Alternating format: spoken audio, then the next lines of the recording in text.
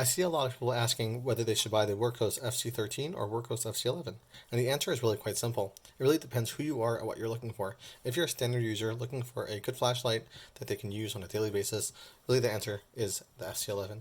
The FC11 has a simple user interface. Press it once, it turns on. Press it again, it turns off. If you want to make it brighter or dimmer, you can just hold down. It will get brighter, hold down again, and it will get dimmer. And that's pretty simple. You press it twice, and it turns on turbo, which means very bright. You press it again, it turns off turbo. If you press it 3 times, 1, 2, 3, it turns on the strobe mode. And I don't know if you could see it. On my hand you can. Press it again, turns off turbo. You can use this flashlight in very low brightness, and it can last a really long time on this very low brightness at 2 lumens. So that's called ramping mode, where you can go from hold it down and go from bright to dim, but you could switch it to what's called step mode. And if you hold down for 3 seconds, make sure it's off, hold down for 3 seconds, and as you can see, it switched modes. So now when you hold down, it will just step between the modes. So that's very simple.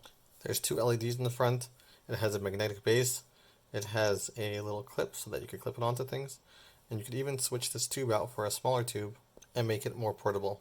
The magnet on it is quite good. As you can see, it's sticking to my screwdriver, and it has a Type-C charging port that also doubles as a power bank with its rechargeable 3000 mAh battery, and it even comes with a little lanyard. This usually comes in pretty cheap at $25 to $35. This flashlight, on the other hand, is meant for flashlight enthusiasts. As you can see, there is an RGB LED over here, and it has an orange bezel over here, and it is packed with functionality. It has Anduril 2 on here, which I will show you the guide for. This is the simple Anduril guide. Here's a more complex guide right here. And yeah, it's very complex. So that's why it's meant for enthusiasts. It also does come with a lanyard. It's not connected now. It has a double clip over here, as the flashlight enthusiasts love to have. You can actually just buy this clip by itself and put it on here if you want. It's just like $1 or $2 on Wurkkos' website. There is no magnetic tail cap, which is one, I guess, con of this flashlight.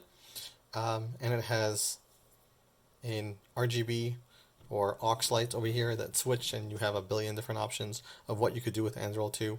Also, I would like to mention the charging port is very small, and it does bother me, whereas this one, the charging port is very big. It can also charge your phone, and really this is meant for enthusiasts. So the answer is simple. If you're looking for something simple that you could just use as an everyday flashlight, this is actually thinner, this is a little bit chunkier, and this has a very simple user interface. This is more complicated. It does all the regular things that the FC11 can do. However, the FC13 also comes with additional functionality that, factors into the cost. So it's an extra $10 for functionality that a simple user won't use, and in fact will get confused by. There is enough functionality in the FC11 that will keep a simple standard user confused, to say the least, but or have enough on their mind that they won't want the Anduril 2 different functionalities. The only reason I would get the FC13 for a simple user is that this light is always lit up, even in the factory default. And it really is very similar to the FC11 in that you could turn it on, you could ramp it up and down the same way, and you have turbo if you press it twice, just like the FC11, and a lot of the functionality is the same, but it is geared towards someone who is more into the flashlight enthusiast community. One more thing I want to mention, you can buy a magnetic tail cap for this, and you can also make this smaller to work with the 18630 350 battery. Also, the battery on this flashlight will die quicker because of the lights. All in all, both flashlights are great. Wurkkos is a good company, they have good customer service, and they make good products. You could also buy a diffuser for both of them, so that way you can light up a big area if you'd like. And this costs also $1 or $2 on Wurkkos' website, which is nice as well. I hope this helped you make your decision if you would want to buy the FC13 or FC11.